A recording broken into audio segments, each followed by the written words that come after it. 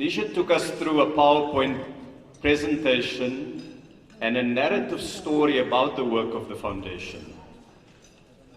A foundation that was set up to further the work and the legacy of Uncle Kathy, a great man who is a product of an extraordinary generation of leaders whose wisdom we sorely miss. We meet at a time when 100 years ago this nation was blessed with two gifts. A boy who was born in a village along the banks of the Mbashi River, who was at various points a stick fighter, a shepherd, a lawyer, and a fighter for freedom. And a girl born in the Tsoma district of the Transkei, who became a nurse, an activist, a community leader, a co-president of the United Democratic Front, the one Nelson Mandela, the other, that giant Albertina Sisulu. And 89 years ago, their friend and comrade, Ahmed Muhammad Kathrada, was born in the town of Schweizer-Renike in the old Transvaal.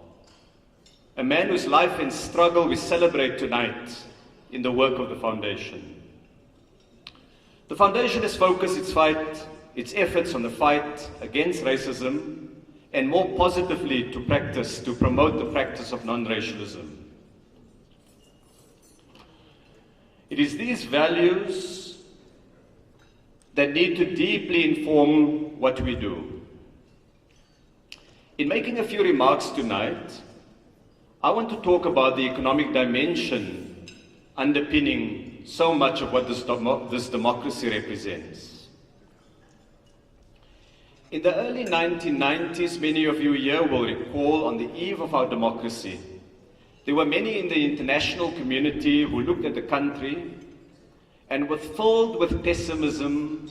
They predicted a failed transition to the democracy, a bloodbath founded on fear, anger, and revenge. Their pessimism was based on the simple realization that the essence of apartheid was not in a few segregated beaches and racialized queues at post offices that could easily be undone by the stroke of a legislative pen. But at the roots of apartheid went deep. It also represented profound inequality of opportunity, of wealth, of land, and of skills. I raise that because the democracy confounded its critics. It built one country from what was a white republic and 10 satellite Bantustans, 4 nominally independent. It adopted a constitution with extraordinary levels of freedom and protection of basic rights, the most extensive of any developing country. It held 4 general elections that all, winners and losers, declared to be free and fair. It created 7.3 million additional new jobs in 24 years, almost doubling the employment base of the economy to 16 million working people today, and almost doubling in real terms, when you strip out inflation, the size of the gross domestic product to 4.7 trillion rand today.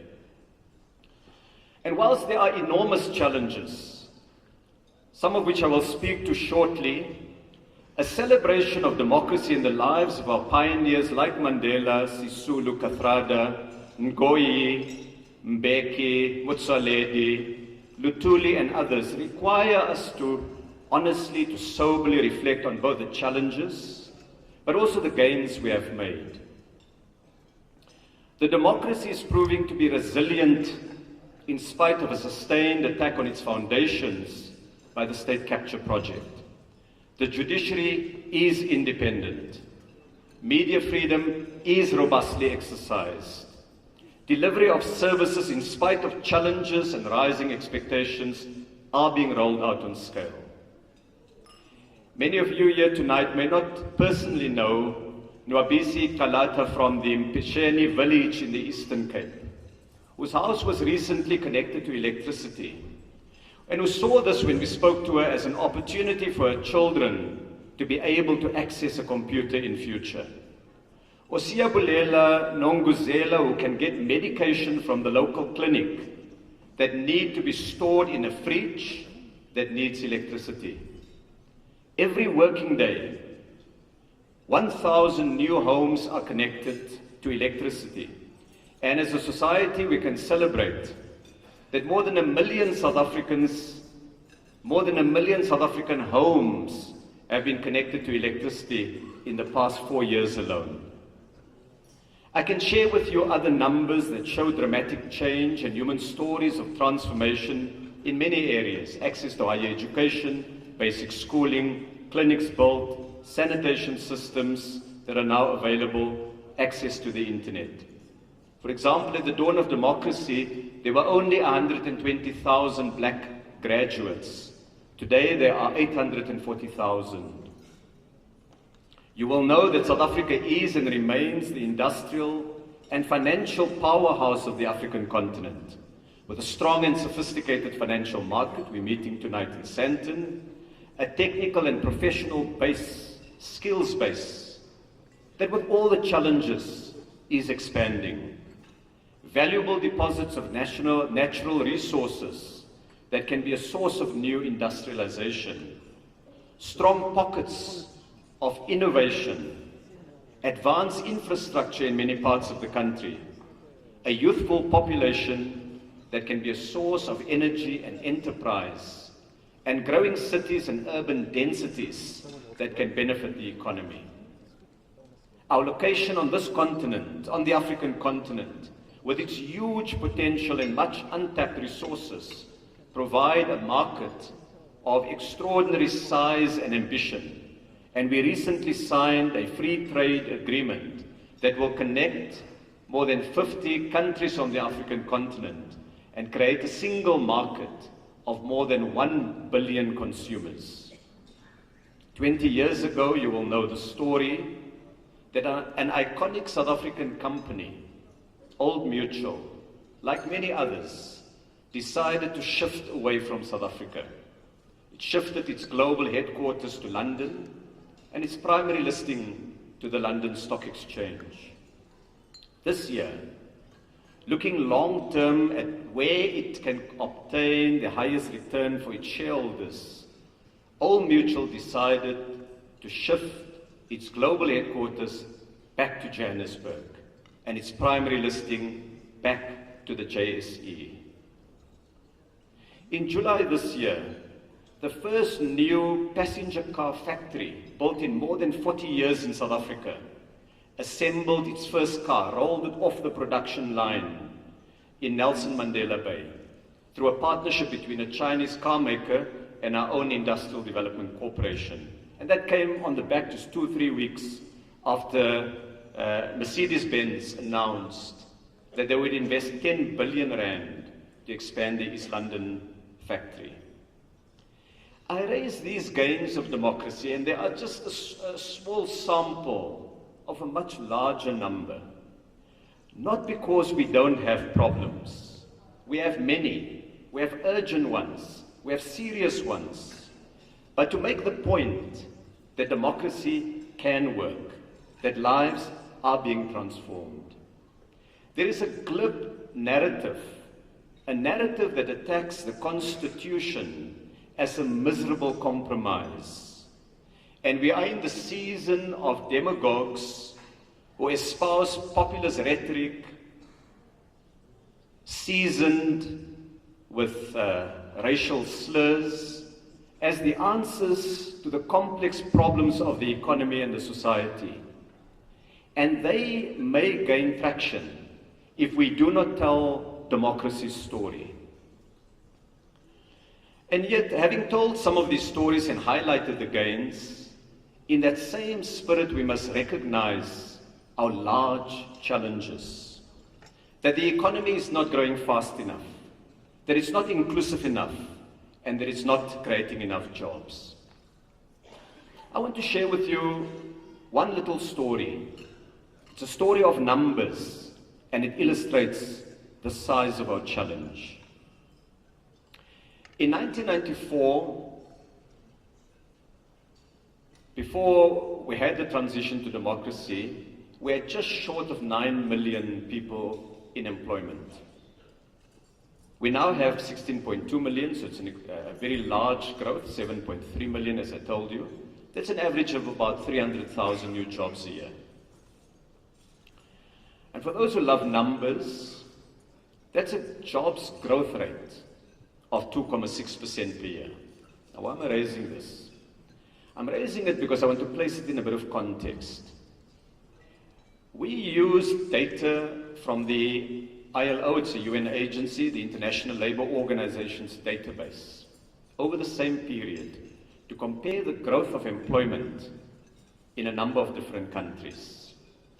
Colombia performed better than South Africa with growth, jobs growth of about 6.4% per year, as did Morocco, Argentina, and Malaysia. But the rate of jobs growth in South Africa exceeded that of a number of countries, including Mexico, Chile, Brazil, Singapore, Indonesia, Turkey, France, the United Kingdom, and Germany. And here's a little Trump alert. South Africa's job rate over that period exceeded that of the United States, which grew by 1% per annum in employment. We even took the metric of absolute number of jobs. So say, okay, fine, let's take the base problem out. Let's look at the absolute number of jobs. And we created more jobs than Malaysia, Korea, Spain, the United Kingdom, Germany, Chile, and others. Now, I raise these comparators not to underplay the extent of our jobs challenge, because it's large, it's enormous, but to illustrate a crucial point, that we need to do extraordinary things to be able to address the challenge of our legacy and of our past. Our unemployment figures stand at crisis levels. 6 million people are jobless, able and willing to work, but the economy is not creating jobs fast enough. They are a growing army of young people who feel excluded, who feel the promise of the democracy is empty when you are hungry. We have the challenge of corruption and state capture that has weakened economic performance and misdirected a number of public institutions. And my comrade Khabisi Jonas will be talking about that shortly.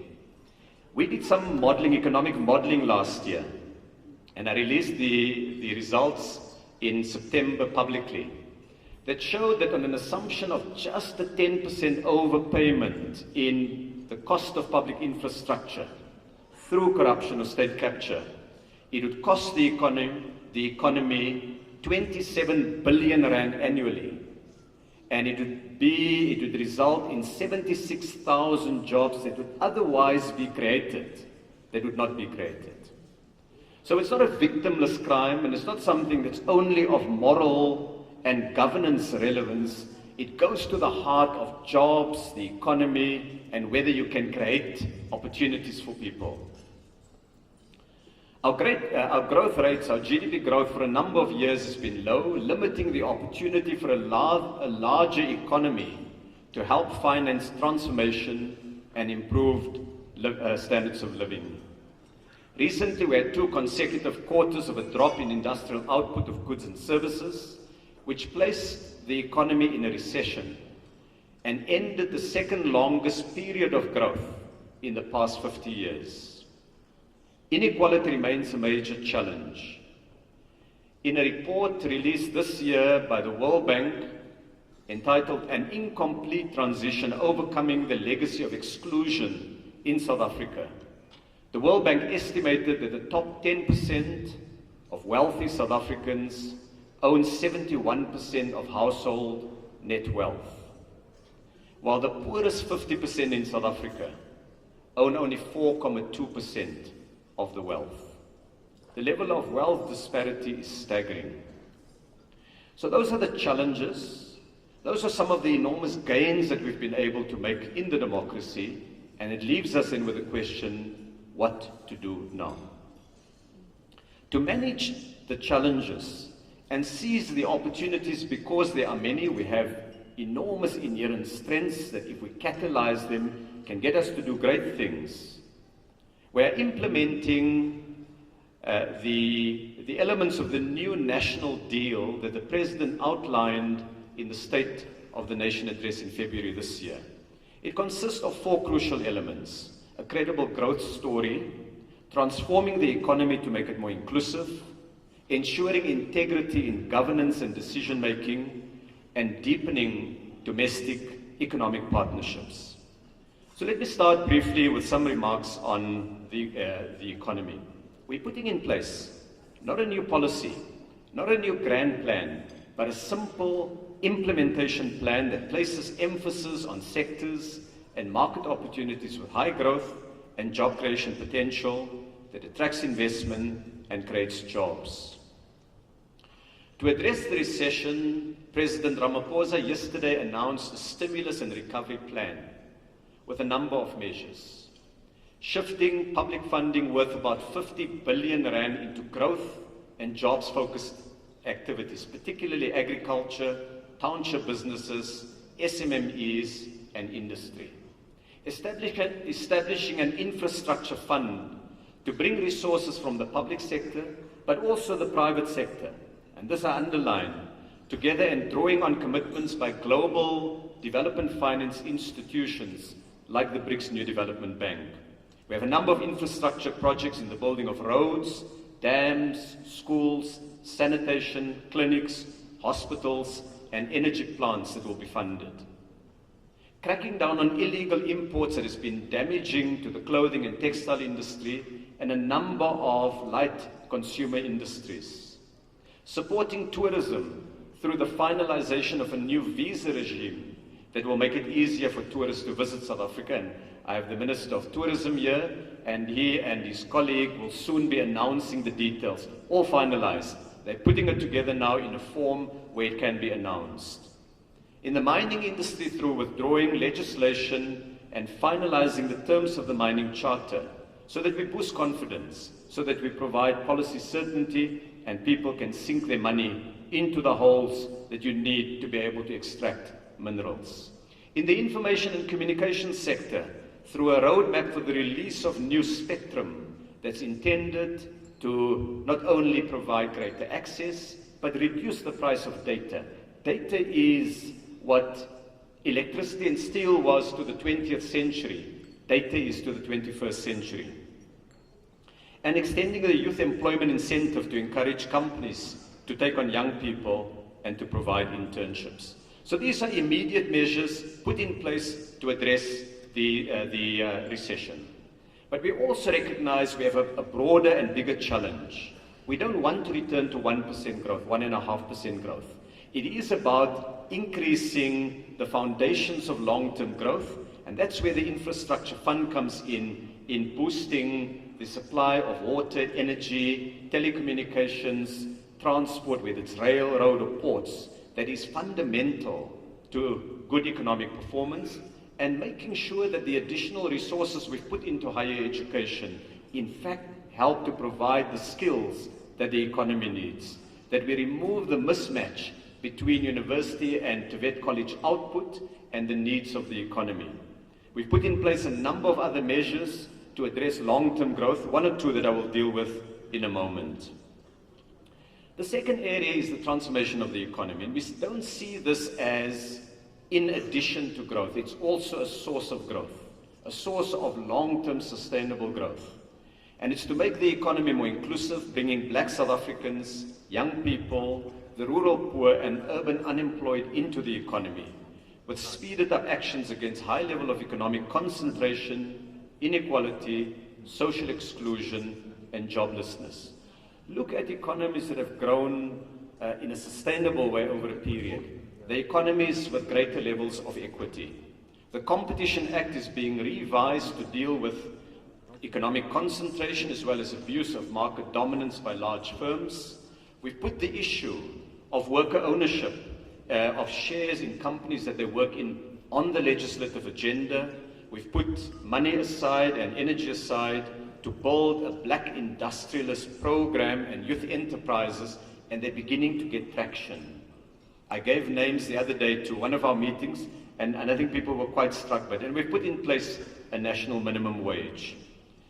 The third one is ensuring integrity in governance and decision-making and managing our fiscal policies responsibly. You know some of these. We've changed the boards of Eskom, Transnet, Denel, South African Airways. We've replaced the Commissioner of SARS, and we look forward to a new head of the NPA, and the Commission of Inquiry into State Capture is in place. And then finally, we've deepened domestic economic partnerships. Greater efforts to build the social compact between government, business and labor that focuses on jobs, investment and transformation. The Jobs Summit is coming up on the 4th and 5th of October. We have an investment summit at the end of October where we will draw in global business people as well as local investors, and we've been expanding some of our work. I want to conclude. I want to conclude with the observation that non-racialism and freedom are powerful ideas, but that their foundation is social justice. If non-racialism does not have its underpinning opportunity for more, it will flounder. If democracy is not built on a platform where people feel there's opportunity, that they can have jobs, that they can start their own businesses, that they can feed their families, that democracy, in spite of a free press, an independent judiciary, an elected parliament, it will not be sustainable. The Gupta family and their supporters launched a big push against what they termed white monopoly capital. And while no doubt there are many people who are deeply concerned about racialized monopolies or economic concentration, that narrative served as a cover for massive looting of the state. And it was these individuals who threw matches onto the dry tinder of youth unemployment, wealth inequality, and deep levels of poverty. We are now acting against the match throwers. But we must deal with the dry tinder.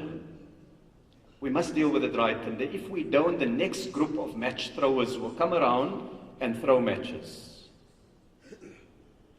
And we must do so by businesses creating more jobs, boosting transformation and helping to change communities.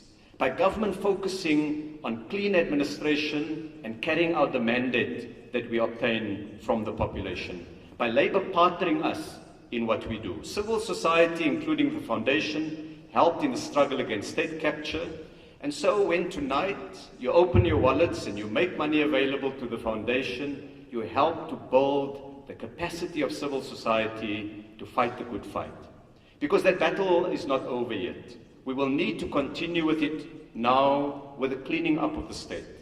But we also need to work more closely on the transformation project. It's not only about combating state capture and corruption. That's a necessary, absolutely necessary, but not sufficient thing. Transformation is critical to develop the platform of stability by giving young people powerful tools, skills, jobs, entrepreneurial opportunity. It requires change in the economy. It requires that those with more must contribute more. That is the challenge of our times. That is the challenge of this generation. Thank you very much.